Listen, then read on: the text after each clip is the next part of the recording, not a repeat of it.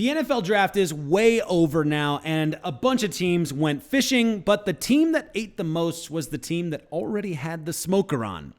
I think that analogy makes sense. What I'm trying to say is that the San Francisco 49ers had the best draft, and I'm about to tell you why. Spoiler, it might not be what you think. If you're new here, I'm Nate, covering all things San Francisco sports, and it really does help me out if you hit that subscribe button.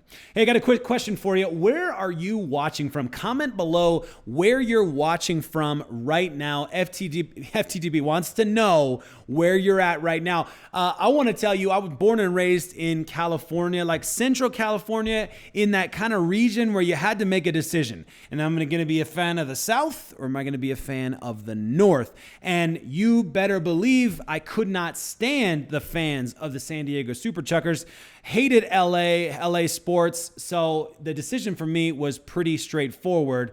Got to look north. Helped that my brother was a 49ers fan too, of course. But here's the deal. I then moved to Colorado, and that's when I got my first AFC team. So I've got the 49ers on the NFC side. I have the Broncos on the AFC side because I moved here about 10-ish, something like that, years ago. And I've been here ever since. And the Broncos were busy trying to draft a quarterback. And the conversation around that time was very interesting. And it got me thinking about the perspective from the 49ers fan. So obviously, the Denver Broncos drafted Bo Nix, but the conversation around that is what made it interesting. So here are all of the quarterbacks that were drafted this year in the draft, and I highlighted a couple for you. Actually, I just highlighted the Patriots. There was the only team that picked up 2 quarterbacks, which is interesting when you look at the depth chart. We'll do that in a second. But if you look at who Bears needed a quarterback, Commanders needed a quarterback, Patriots clearly willing to pick up some depth, Falcons also picked up some depth.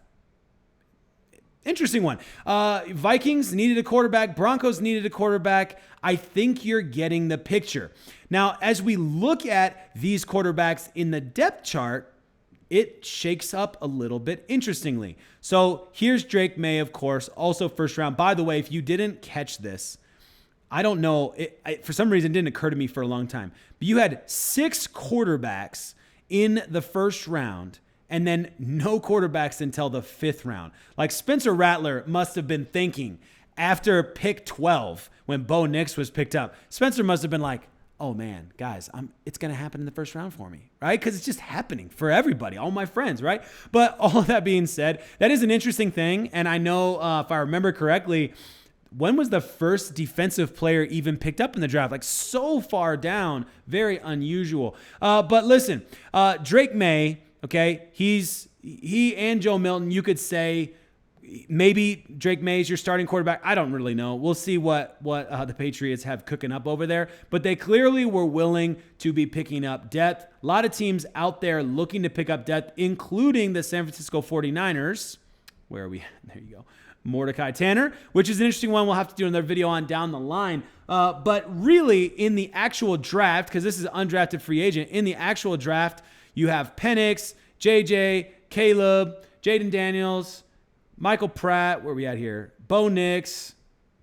All right, you get the picture, okay? That's the depth chart. Most of these teams who are taking shots at these other quarterbacks in the draft because they need the depth. And even the Broncos, you say they needed a QB1 for sure. They already had the depth. So anyway, what is my point?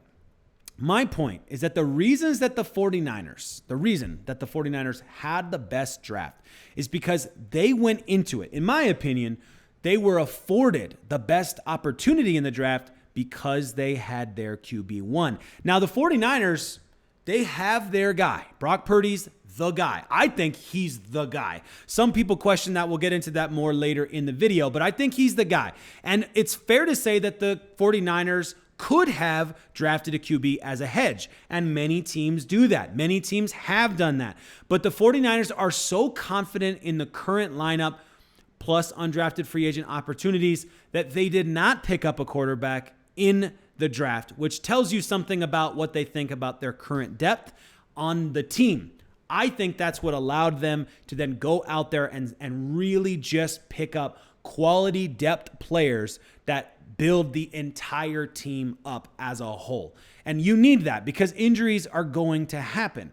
So coming out of that, obviously, I already mentioned that the 49ers picked up Tanner Mordecai. That one's going to be an interesting conversation to have later. But national media wants to throw shade at Brock Purdy. I've been reading articles recently as yesterday, about how he might not really be the guy. And are you really an NFL insider? Are you really a football analyst? Look at the guy. He looks amazing. But I get it. It's easy to say when the 49ers have so many weapons that maybe that's why he's good. So I wanted to talk about that today. Why is Purdy good? And is it just because of the weapons? And what does that actually mean? Is that a bad thing? Is that a horrible thing? Let's get into that. Purdy is only as good as his weapons. To some extent, I think that's true of every single quarterback in the NFL. So I'm not going to completely argue with it because, yeah, to some extent, that's totally true. And I'll give you some examples, okay? Every quarterback in the NFL is subject to what? They're subject to challenges with the weapons they have available, but also challenges with team strategy, with the coaching makeup, with the dressing room, with personality, with timing. All of that plays a role into it, okay? So I don't want us to take a reductionist view here and act like just because Brock Purdy has some great options in the game and the team has a great run game, we're just going to assume that he's not good enough and he's not actually the guy long term. Well, the 49ers clearly think that he is the guy long-term. I love that, by the way. Russell Wilson, for example. Okay, I live in Colorado, so, I watched a couple years of that guy. And you all will remember a time when 49ers fans, had some frustrating evenings after playing against the Seattle Seahawks rivals. And Russell Wilson was good when he had a great running game. Even on the weapons side, you can argue maybe he could get by with not the greatest of weapons. And Pete Carroll made the offense work around his particular style of playing the game with some of those deep balls, lots of outside of the pocket movement, etc. But the run game is what made the Seahawks good, and that has to be said. Then going to Denver, not having that super strong run game, not having incredible weapons.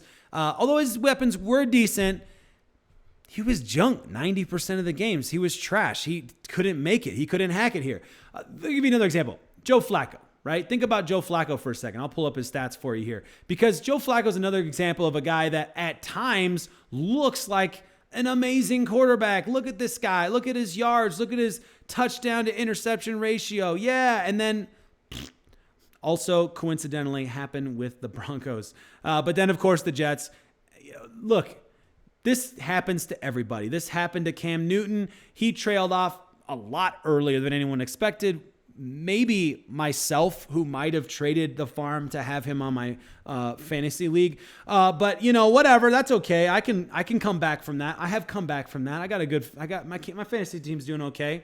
But then you look at Brock Purdy, and the biggest thing you notice, of course, is there's not a lot of data to back it up. So, of course, reporters can write all sorts of crazy things because you just don't have a bunch of years of data to back it up. So I have to then say, where do we determine whether or not this guy is the guy? Well, I'm going to take the organization that made it to the Super Bowl. I'm going to take the organization that's been wildly competitive for several years now. I'm going to take the organization's pick who went into the draft and said, we're going to draft depth in other areas and not in the QB position, despite the fact that this was the year and you could do it if you wanted to. You have a fantastic team. You could choose to trade up to get one of those QBs. Didn't do it. I think that's very interesting. I think that's very telling. That's just my personal opinion. This is a super competitive division, probably the most competitive division in football right now, coming into this next year. Possibly, right? I think it's very possible this is the most competitive division in this upcoming season. You look at LA, they just improved their offensive line and they still have Stafford, Puka, Cooper Kupp. I mean, they've got some weapons too. So they're going to be a really tough team. Colin Cowherd thinks that the Cardinals are making a run for wild card this year, only because they're not going to be quite good enough for this division to beat out against the Rams and the 49ers in a different division. They top the division. That's Colin Cowherd's thinking anyway. And of course, Seattle go 9-8. And they think that they're playoff bound this year as well. So it's going to be an incredibly competitive season for the NFC West. And I have to wonder, if it's going to be this competitive and every team has to improve, I would rather be the 49ers going into the draft, picking up offensive linemen, picking up wide receivers, picking up the fastest running back in the entire, we haven't even talked about that, by the way. Got to get that in a video at some point in the future. Fastest running back in the draft in the 4th round, was it? Right? So cornerback, safety, they picked up all ranges of the field, and I love it. I'm a big fan. I'm thinking that this is going to be a fantastic season. It's going to be very competitive, but it all comes down to, at the end of the day, do you trust the organization?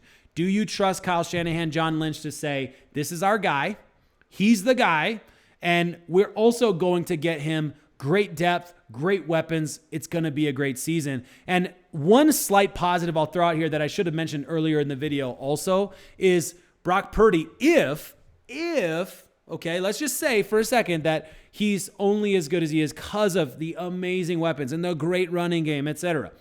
If that were the case, okay, you still have a lot to look forward to this year. Look at the weapons. They're all here. They're not going anywhere. We learned from John Lynch that they're not going to go. So I'm feeling very super optimistic. And man, FTTB, what a time to be alive.